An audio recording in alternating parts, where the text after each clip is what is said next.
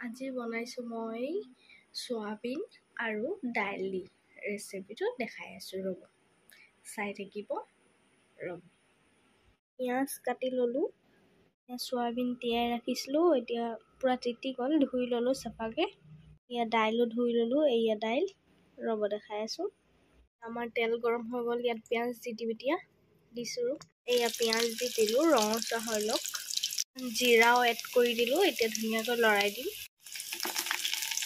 এতিয়া আমাৰ পিঁয়াজ ৰঙচুৱা হৈ গৈছে এতিয়া অকণমান পানী দি দিলোঁ আৰু এতিয়া মছলা দিছোঁ দেখাইছোঁ হালধি গুড়ি এয়া জলকীয়া গুড়ি মিক্স মছলা হয় কাশ্মীৰী লাল নিমখ দি দিলোঁ এতিয়া ধুনীয়াকৈ মিলাই দিছোঁ ভাজি ল'ম এতিয়া আমাৰ মছলা ভজা হৈ গৈছে এয়া দাইলখিনি দি দিলোঁ এয়া দাইলটো ধুনীয়াকৈ ভাজি ল'ম দাইলখিনি ভজা হৈছে এতিয়া সোয়াবিনখিনি দি দিছোঁ ইয়াত দি দিলোঁ ধুনীয়াকৈ লৰাই দিম